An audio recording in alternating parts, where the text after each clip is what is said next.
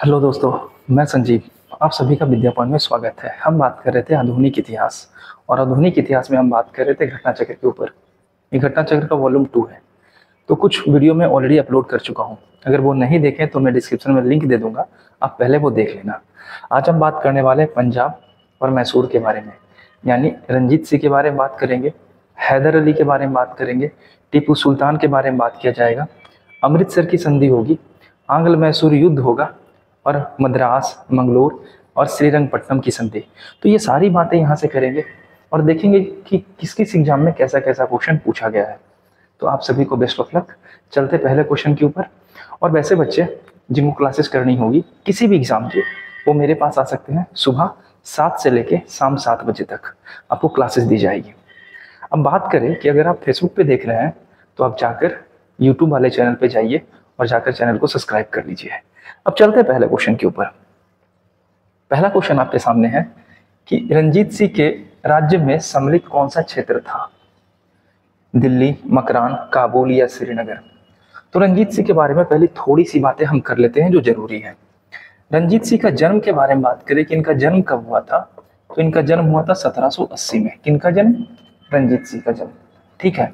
और इनके पिताजी का क्या नाम था? तो इनके पिताजी का नाम था महसी। ठीक है। लेकिन बात कुछ ऐसी हुई, 1792 इनके पिताजी की मृत्यु हो जाती है। अब ये मात्र 12 वर्ष की अवस्था में ये बैठते हैं गद्दी पर, लेकिन इनके साथ इनके माताजी भी थी और इनके गुरु भी थे। ठीक है। तो ये कंडीशन आता है पहली बात रंजीत सिंह के सामने। इसके बाद होता है एक संधि अमृतसर की। इसके बारे में भी बात हम यहीं पे कर लेते हैं। अमृत संधि किस सर की संधि होती है? 25 अप्रैल को, यानी 25 अप्रैल 1809 को अमृतसर की संधि होगी। और ये बातें आप नोट डाउन करते चलिएगा। 1809 इसमें होता क्या है? इसमें बात कुछ ऐसा कहा जाता है कि राजा रंजीत सिंह को बोला जाता है कि भाई आप क्या कीजिए, जो सतलज नदी हमारी है, सतलज नदी को पार आपको नहीं करना है। ठीक है। जो हमारा सतलज नदी का क्षेत्र है, यहाँ से सतलज नदी प्रवेश करती है इस तरीके से, और इस सतलज नदी को प्रवेश करके यानी पार करके आपको इस दिशा में नहीं प्रवेश करना है।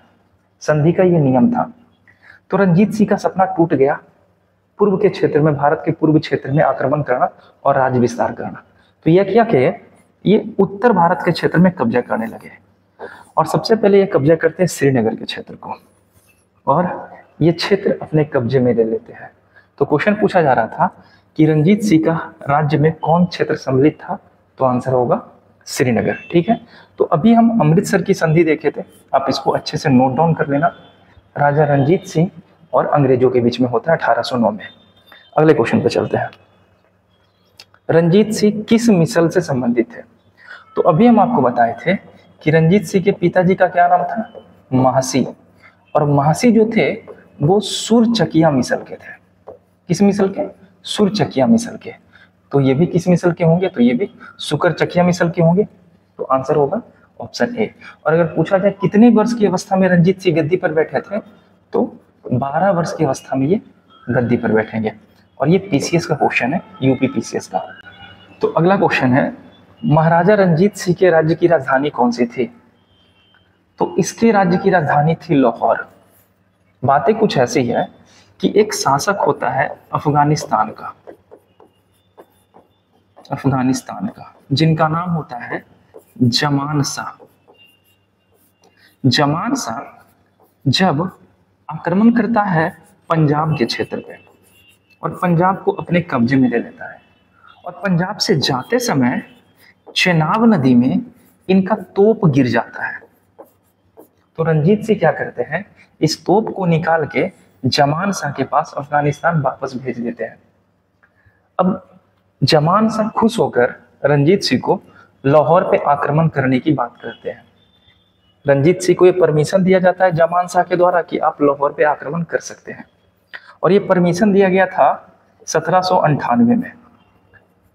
और ये जो लाहौर इनकी राजधानी बनती है, ये बनती है 1799 में। तो ये बातें याद रखिएगा कि महाराजा रंजीत सिंह ने लाहौर को अपनी राजधानी कब बनाई थी? तो आंसर होगा 1799 में। किसके कहने पे बनाई थी? तो जमान शाह के कहने पे। ये कौन था? तो ये अफगानिस्तान का शासक था। ठीक है, आगे चलते हैं। राजा रणजीत सिंह ने किस स्थान पर अदालत ए आला की स्थापना की थी? तो अदालत की स्थापना कहाँ की जाएगी?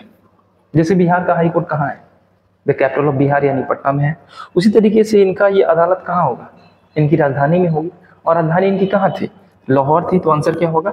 लाहौर। और ये भी क्वेश्चन कहाँ पूछा गया है? पीसीएस में। नेक्स्ट, रंजीत सिंह ने सुप्रसिद्ध कोहिनूर हीरा किससे प्राप्त किया था? अब यहाँ पे भी एक स्टोरी है।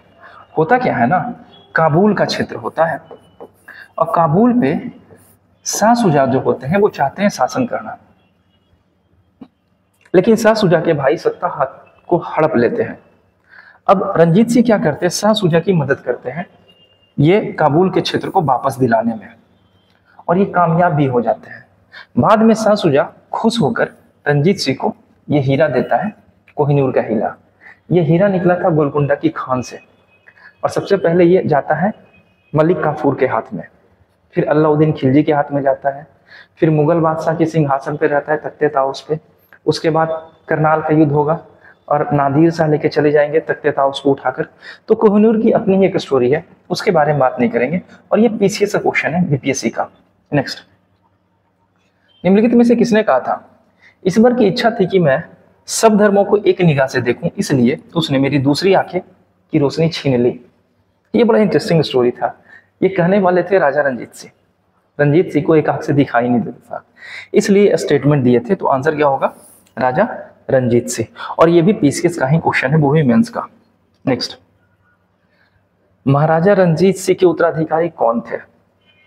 तो कहा जाता है, कहा क्या जाता है, आपको पता होगा कि रंजीत सिंह का जन्म कब हुआ था?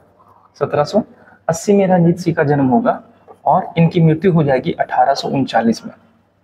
और जब राजा रंजीत सिंह मरेंगे तो खड़क सिंह बनेंगे अगले उत्तराधिकारी। तो आंसर होगा खड़क सिंह।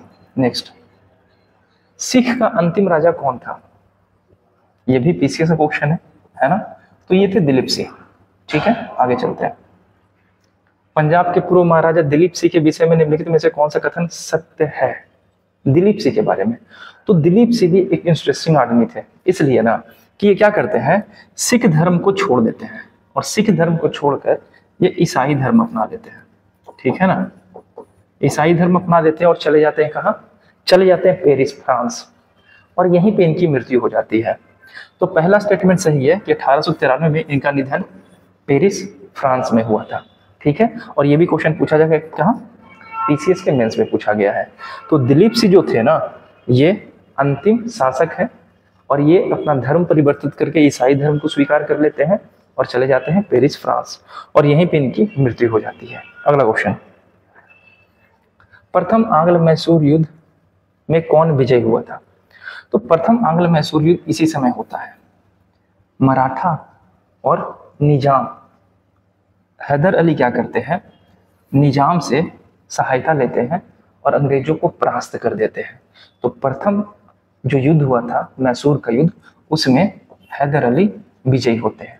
अब क्वेश्चन ये है कि प्रथम आंग्ल मैसूर युद्ध के बाद कौन सी संधि की गई थी? इसका आंसर आप हमें कमेंट में देना। नेक्स्ट, निम्नलिखित में से कौन 1775 में डिंडीकुल मैसूर में एक आधुनिक शस्त्रागार की स्थापना किया था? डिंडीकुल में एक शस्त्रागार का निर्माण कौन करेगा? तो ये करने वाले और कोई नहीं थे, ये थे हैदर अली।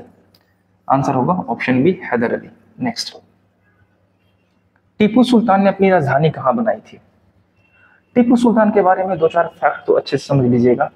टीपू सुल्तान अपनी राजधानी श्रीरंगपट्टनम बनाएंगे, और क्या क्या बातें आती है सुन लेना। ये शारदा की मूर्ति बनवाते हैं, शारदा देवी की मूर्ति।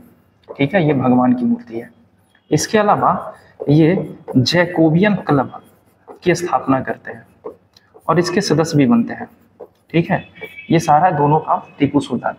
टीपू सुल्तान एक पढ़ा लिखा योग्य शासक होता है, जबकि हैदर अली बिल्कुल अनपढ़ होता है। टीपू सुल्तान अपनी राजधानी बनाता है कहाँ? श्रीरंगपट्टनम में। अगले क्वेश्चन पे चलते हैं, और ये भी देखिए पीसीएस का ही क्वेश्चन है। नेक्स्ट, निम्नलिखित भारतीय शासकों में से कौन था जिसने विदेशों में आधुनिक पद्धति के दूतावास स्थापित किए थे? विदेश में दूतावास खोला था। ठीक है, जो भी भारत सरकार करती है ना, वही कर रहे थे ये। तो ये और कोई नहीं था, इसका नाम था टीपू सुल्तान। नेक्स्ट, टीपू सुल्तान ने ब्रिटिश सेना को 1780 में हराया था। कहां पर हराया था? 1780, अगर आपको याद होगा तो 1780 में ही शुरू होता है द्वितीय आंग्ल मैसूर युद्ध, सेकेंड आंग्ल मैसूर युद्ध। और इसी सेकेंड आंग्ल मैसूर युद्ध के दौरान 1782 में मृत्यु हो जाती है हैदर अली की, है ना। और इसके बाद टीपू सुल्तान टेक ऑफ कर लेते हैं मैसूर के युद्ध को, शामिल हो जाते हैं खुद, और कंटिन्यू मैसूर का युद्ध चलता है जो 82 तक चलता है। 82 से यानी 1780 से लेके 1784 तक चलता है द्वितीय आंग्ल मैसूर युद्ध, है ना। तो यहाँ पे 1780 में टीपू सुल्तान ने पोल्लूर में अंग्रेजों को पराजित किया था, और इसी के बाद होती है दूसरा आंग्ल मैसूर युद्ध। नेक्स्ट, अंग्रेजों ने श्रीरंगपट्टनम की संधि किसके साथ की थी? तो देखो यार, श्रीरंगपट्टनम की संधि होता है तृतीय आंग्ल मैसूर युद्ध के बाद। अब क्वेश्चन आता है कि थर्ड आंग्ल मैसूर युद्ध कब हुआ था? तो थर्ड आंग्ल मैसूर युद्ध जो हुआ था यह हुआ था 1892 में, ठीक है ना, 90-92 में हुआ था। और यहीं पर श्रीरंगपट्टनम की संधि होती है टीपू सुल्तान के साथ, ठीक है, याद रहेगा। आगे चलते हैं। टीपू सुल्तान अंग्रेजों के साथ युद्ध में कब मारे गए? तो 4 आंग्ल मैसूर युद्ध होता है। पहला होता है कब?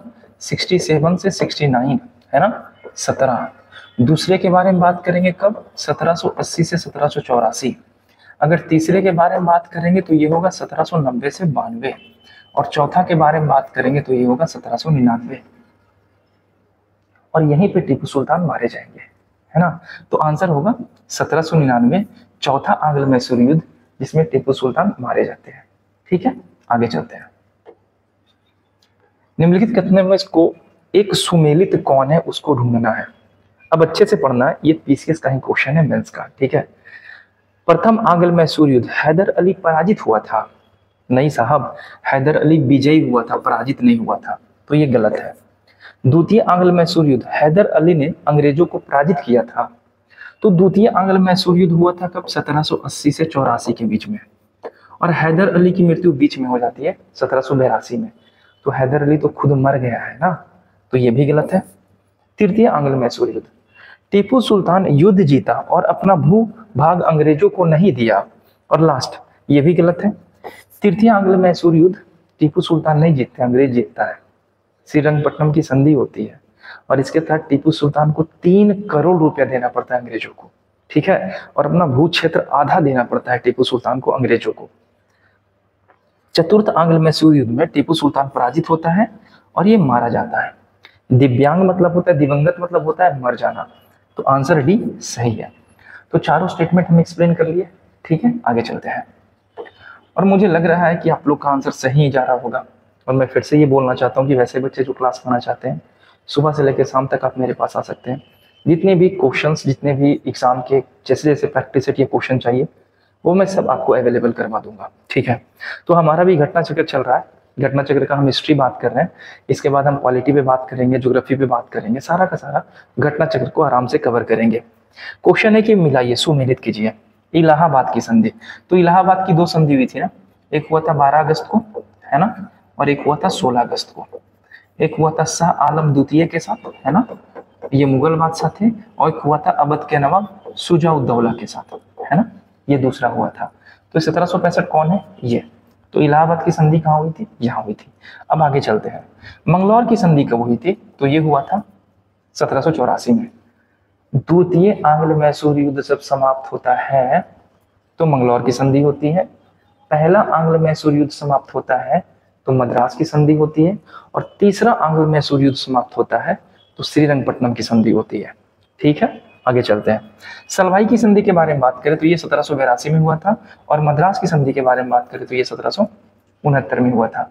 तो जिसके बारे में आप नहीं जानते हो नोट डाउन कर लेना, मिलाने के बाद एक बार चेक भी कर लेना, हो सके चीजें आसानी से मिल सके। आसानी से जैसे में क्या कि जैसे अगर आप जानते होगे कि मद्रास की संधि 1769 में हुआ था तो आप ऐसे ही मार देते कि आंसर हमारा सी होगा, है ना। आगे चलते हैं। बेगम समरू ने एक अति प्रसिद्ध चर्च का निर्माण करवाया था कहां? तो ये करवाया था मेरठ में, अब यहाँ पे मेरठ तो है नहीं, तो मेरठ का सरधाना क्षेत्र में करवाया गया था, तो आंसर होगा ऑप्शन सी सरधाना। नेक्स्ट, कथनों में से कौन सा कथन सही नहीं है? अब ये ऐसे क्वेश्चन आएंगे तो ऑब्वियस सी बात है, इस पे थोड़ा ध्यान देना पड़ेगा ना, सारा ऑप्शन आपको आना चाहिए तभी आप आंसर दे पाओगे। अली मर्दान खान ने बंगाल के राजस्व कृषि पद्धति प्रारंभ की थी। महाराणा रंजीत सिंह ने लाहौर में तोपों के निर्माण के लिए आधुनिक ढलाई खाने स्थापित किए थे। सही है। आमेर के सवाई जैसी ने यूक्लिड के रेखागणित के तत्वों का संस्कृत में अनुवाद किया था। ये भी सही है। मैसूर में टीपू सुल्तान ने श्रृंगेरी मंदिर में शारदा देवी की मूर्ति का निर्माण करवाया था। ये भी सही है, ये तो ऑलरेडी हम बता चुके थे, है ना। तो आंसर होगा हमारा ए, ये सही नहीं है। आगे चलते हैं। निम्नलिखित कथनों पर विचार कीजिए, और नीचे आंसर दिया हुआ है। तो ऑब्वियस सी बात है, जब तक आप तीनों जानोगे नहीं आंसर आप दे ही नहीं सकते हो। गलत करोगे तो आपका गलत हो जाएगा, और ये आईएएस का क्वेश्चन है। तो चलते हैं, देखते हैं। पानीपत का तीसरा युद्ध अहमद शाह अब्दाली ने इब्राहिम लोदी को हराया था। भैया अहमद शाह अब्दाली कहाँ है? 18वीं शताब्दी में, है ना। पानीपत का तीसरा युद्ध कब हुआ है जी? 1761 में। और इब्राहिम लोदी कब है? 1526 में। दिख रहा है। पानीपत के प्रथम युद्ध होता है बाबर और इब्राहिम लोदी के बीच, और तीसरा युद्ध होता है अहमद शाह अब्दाली और मराठा के बीच में। तो ये तो गलत हो गया, यानी पहला ऑप्शन तो गया, तो यहाँ से ये चले गए आगे। तृतीय आंग्ल मैसूर युद्ध में टीपू सुल्तान की मृत्यु हो गई थी ना। तृतीय आंग्ल मैसूर युद्ध में नहीं हुआ था, चतुर्थ आंग्ल मैसूर युद्ध में हुआ था, है ना। 1799 चतुर्थ आंग्ल मैसूर युद्ध। तो 2 भी चला गया, तो ये भी खत्म हो गया। 1 2 दोनों चले गए। तीसरा देख लेते हैं। प्लासी युद्ध में सिराजुद्दौला की पराजय के लिए मीर जाफर ने अंग्रेजों से मिलकर षड्यंत्र रचा था। हाँ, प्लासी का युद्ध होता है 1757 ईस्वी में। और मैं आपको बताया था कि मीर जाफर जो है ना, ये सिराजुद्दौला का सेनापति है, और ये सिराजुद्दौला को धोखा देता है। इसके कारण सिराजुद्दौला प्लासी का युद्ध हार जाता है और मारा जाता है बेचारा। ठीक है, तो आंसर क्या होगा? आंसर होगा हमारा ऑप्शन बी। नेक्स्ट, तो हमारा सफर यहीं तक था। आई होप कि आपको सेशन अच्छा लगा होगा। नेक्स्ट डे बात करेंगे मॉडर्न हिस्ट्री के दूसरे चैप्टर पे। कल हम बात करने वाले हैं बंगाल के ब्रिटिश गवर्नर के बारे में, गवर्नर और गवर्नर जनरल बंगाल का। इसके बाद हम बात करेंगे भारत के गवर्नर जनरल और वाइसराय के बारे में। और आपको पता है ये सेक्शन ऐसा है जहाँ से हर हाल में क्वेश्चन आते हैं। तो मिलते हैं हम लोग नेक्स्ट वीडियो में। धन्यवाद।